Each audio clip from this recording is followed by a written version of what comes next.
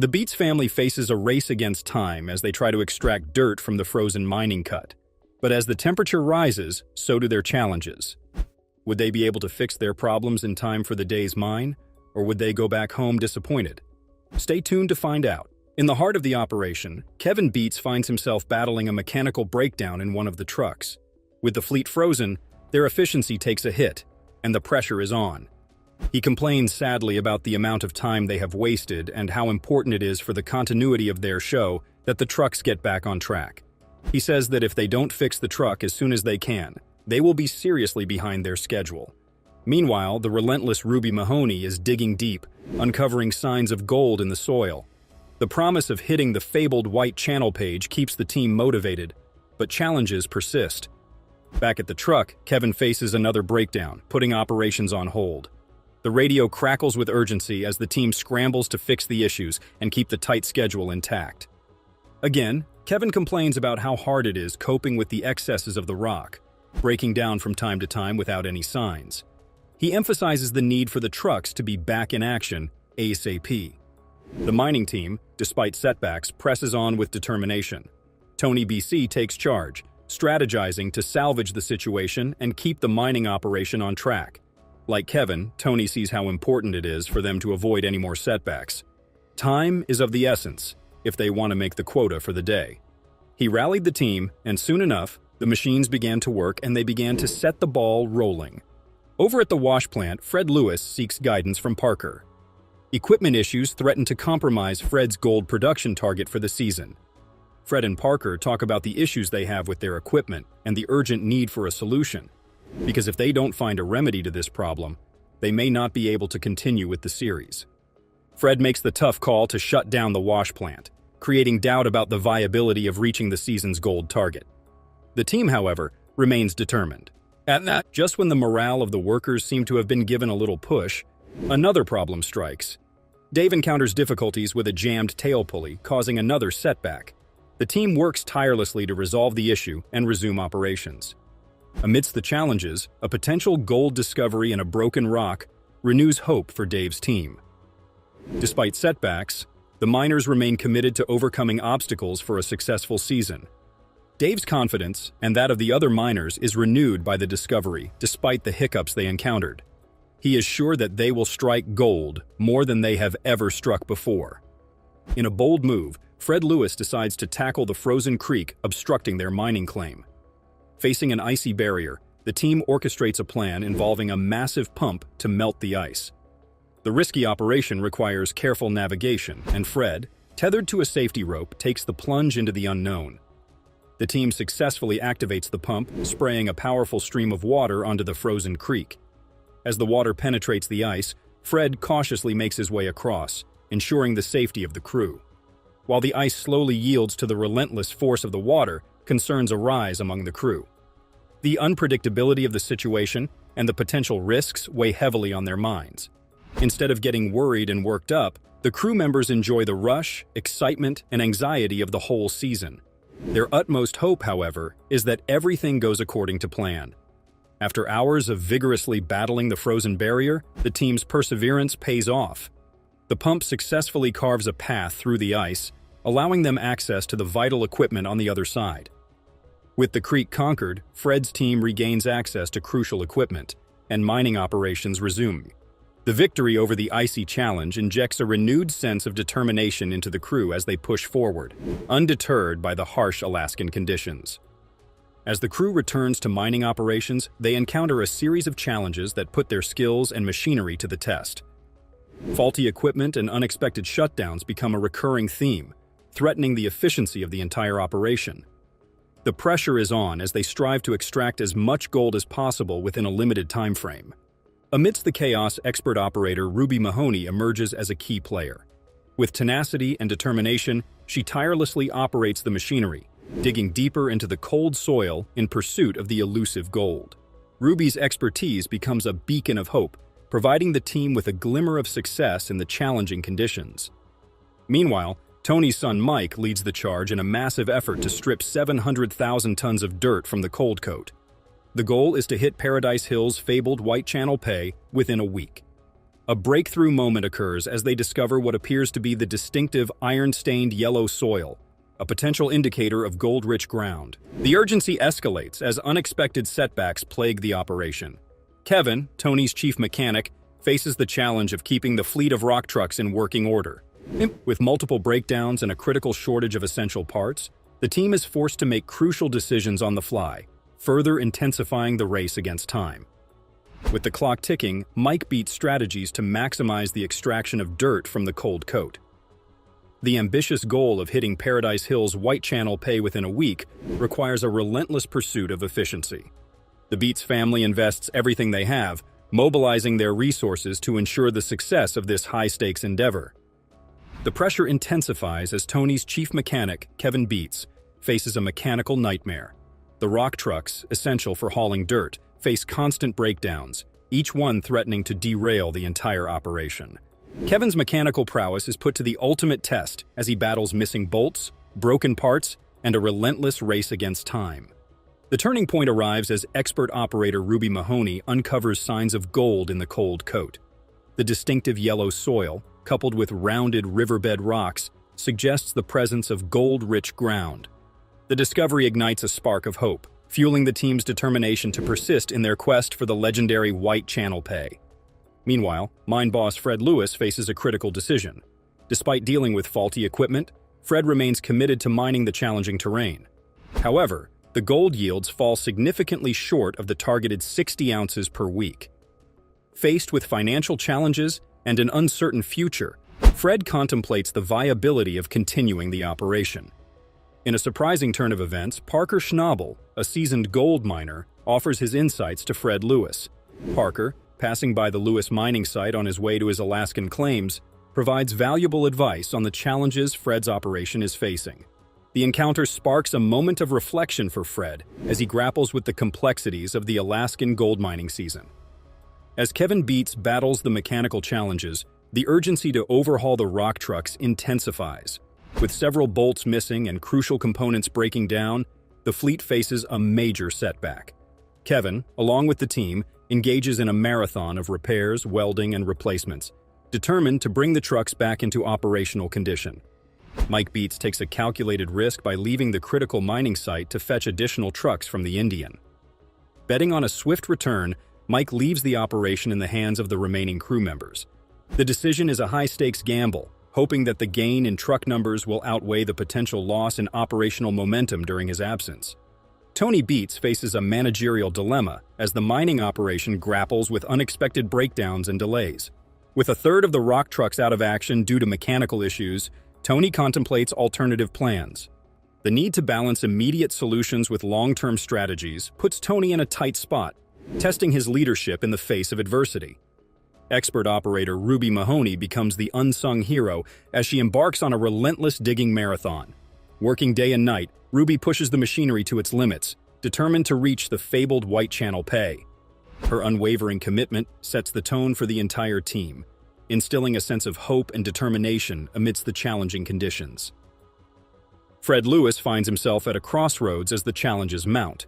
With only 118 ounces of gold, well short of the targeted 500 ounces for the season, Fred contemplates the harsh reality. The race against time becomes more pressing as winter looms, adding a layer of complexity to the already challenging decision-making process. The unforgiving Alaskan wilderness continues to throw curveballs at the miners, from mechanical breakdowns to managerial dilemmas and the relentless pursuit of gold. The unpredictable nature of the terrain tests the resilience, adaptability, and sheer determination of each team member. As they navigate through the twists and turns, the outcome remains uncertain, making every decision a critical turning point in the quest for Alaskan gold. The mining drama continues, with each twist and turn testing the miners' resilience and determination. Will their collective efforts lead them to the golden bounty they seek, or will the challenges prove insurmountable? Stay tuned for the next thrilling chapter of Gold Rush: Trials of the Thaw. Don't forget to subscribe and join us on this roller coaster journey through the Alaskan wilderness.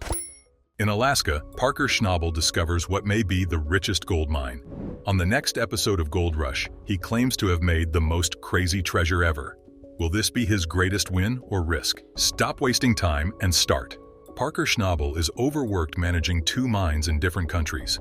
He has had initial challenges in Alaska, but gold is bringing growth. His Yukon crew is rushing to mine the massive airfield claim before the season's water license expires.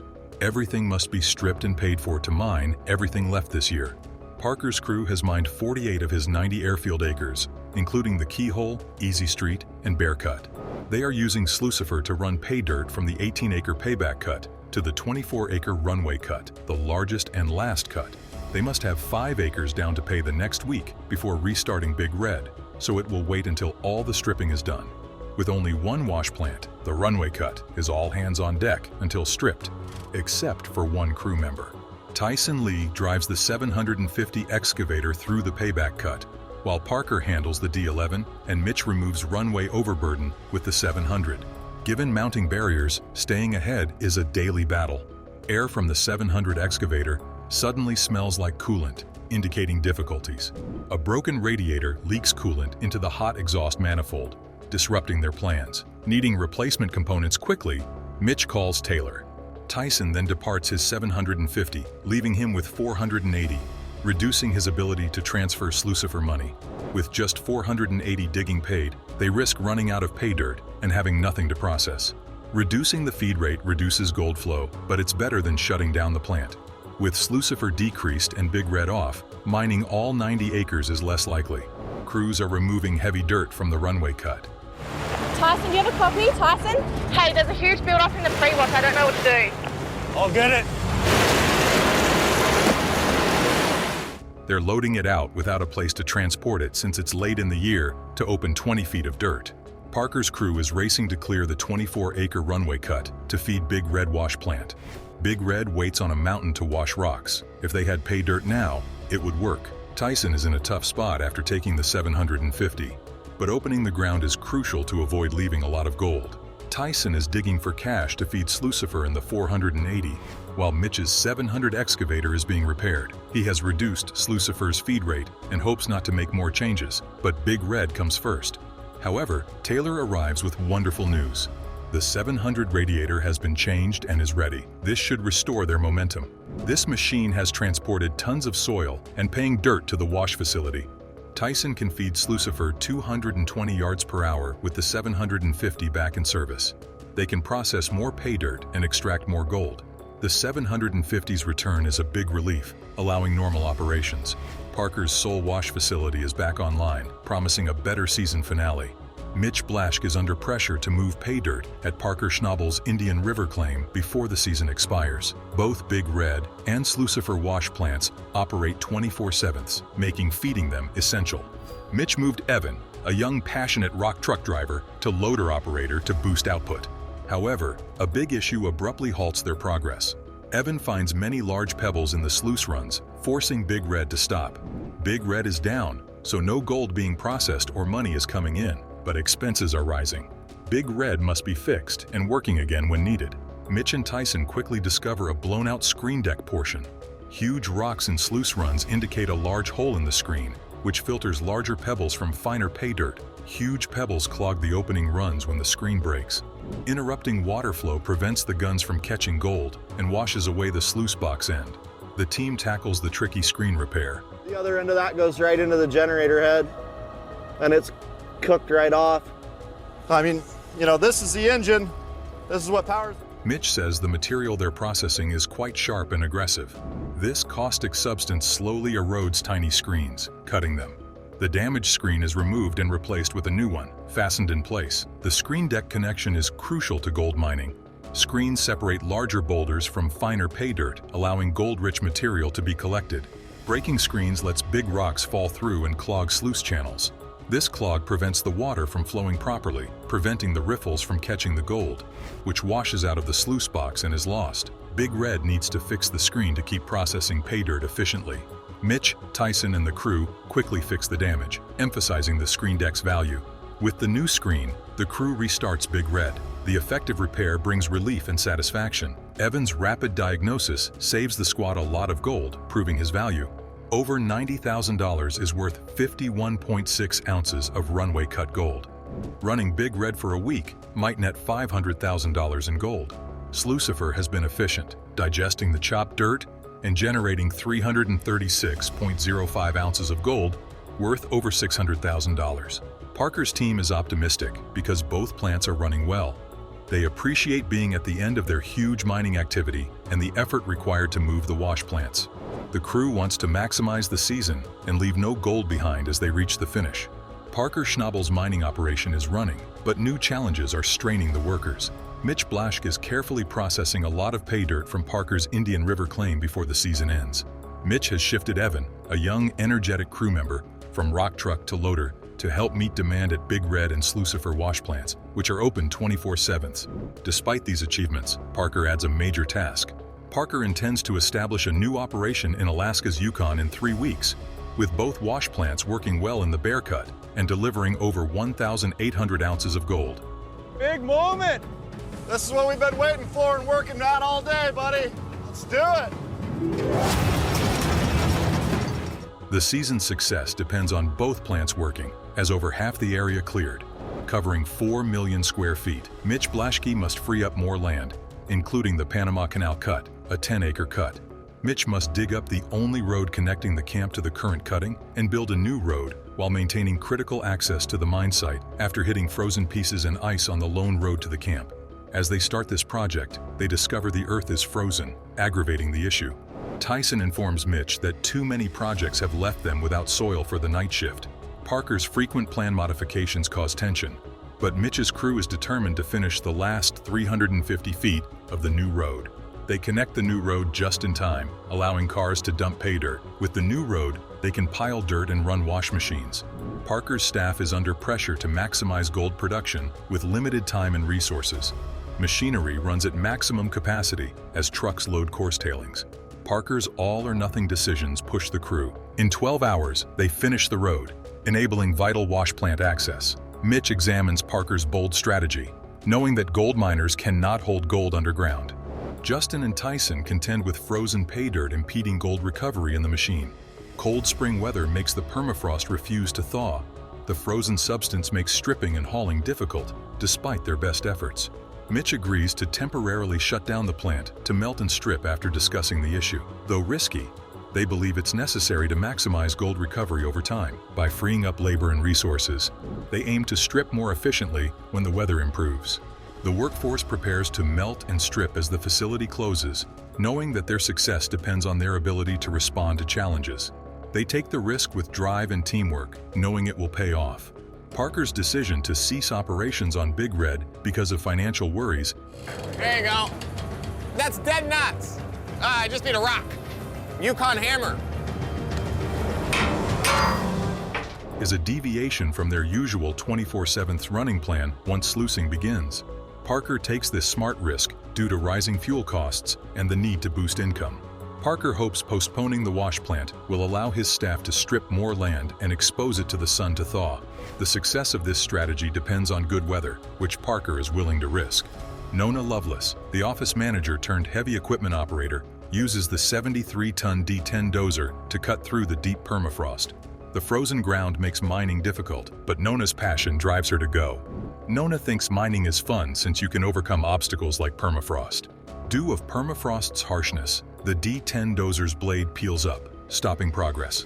Big Red's downtime is compounded by this setback, placing pressure on the team to fix it soon. Technician Smith and welder Dan Colon rush to repair the D10 dozer and restore service. Their efforts show the gravity of the situation, as every moment missed means lost cash. After the suspended pay downtime, the crew resumes operations with relief and worry, despite the shortcomings. They made over $290,000 in gold during the shortened week. While this is a break, Parker knows their situation is terrible. With so much soil to process, any more delays could hurt the season. Parker Schnabel is meticulously planning to capitalize on a potentially successful pay streak with the 4-acre wolf cut on the other side of the claim. Parker wants to deliver 1,000 ounces of gold this season, so he needs to efficiently access the pay dirt, which is 30 feet underground. The crew must remove 100,000 yards of overburden to reach gold-rich soil. The approaching season makes this duty urgent and requires careful planning and hard work. The group meets many hurdles along an old dredge pond, made worse by the flooding. Parker realizes the muddy conditions are making things harder. He warns about big machinery getting bogged in the mud and stresses the significance of careful maneuvering to avoid problems. Michael Baudry, a new crew member, keeps calm despite the obstacles. Michael brings tenacity and perseverance from past adversity to the group, ready to tackle any challenge. There with a chain on the excavator, get it up on dry ground so we could work on it. It must have shut off or the silt got in there and plugged it up. Water escaping melting permafrost complicates excavating. This unforeseen event floods the cut with pond water, threatening their efforts. Parker and his staff plan to manage rising water levels after realizing the problem. They installed a sump pump to regulate water flow and prevent floods, allowing them to control the dig site. Parker perseveres to maximize the Wolf Cut's potential and ensure no gold extraction is missed. Mark cleverly floated the pump on old pontoons to prevent flooding. It's a race against time to rescue the season and keep the money flowing. Mitch is stressed with only 5 days to launch Slucifer. Summer seems to fly by. Mitch places Slucifer in a 30-ton pad and installs the super stacker for speedy pay dirt processing to meet Parker's deadline. Getting everything ready for surgery is a race against time. The crew races to finish Slucifer before Parker arrives from Alaska after repairing the super stacker. As they board the 120-foot super stacker, nervousness grows. However, it elevates and hits the free wash, marking a major goal. Parker is closer to digging out the 90-acre airstrip and starting his Alaska enterprise with 2 wash plants. Despite challenges, the team is determined to keep the gold flowing. An unexpected conveyor blowout halted production, but Parker's crew quickly restored it. Big Red continued to extract gold from the Easy Street cut, securing revenue. Chris detailed their earnings, showing a considerable increase over last year. Having the super stacker at the cut is a big step toward making Slucifer operational. Mitch and his colleagues work hard to cover every detail because failure could slow them down. The conveyor plug occurrence shows that mining always has obstacles. Parker's quick thinking and the team's resourcefulness allow them to solve the problem swiftly, demonstrating their flexibility to unexpected conditions. The crew's recent successes and future prospects keep them upbeat despite their problems. When they hit 1,500 ounces for the season, they feel accomplished. Parker warns them that the Alaska operation is coming up. Hustling. You got it pumping, huh? Yeah. The more you start revving it, the faster it goes, but the chance of it blowing up gets a lot better. The crew knows their success depends on their ability to stay focused and go forward under difficult conditions. Parker and his team are driven by purpose. Despite challenges, they are committed to a record-breaking season. Mud pits and equipment failure have plagued Parker Schnabel and his gold hunting team. They persevered through determination and resourcefulness, showing their unrelenting commitment to success. Parker's leadership and hands-on attitude have helped the team overcome mining's complexity and create confidence in their ability to succeed. Parker remains certain that the work will be beneficial as they open new cuttings and push through the toughest terrain. Parker Schnabel's gold search is looking good with a new Alaska operation and promising results. Do you like this content? Subscribe and follow us for more.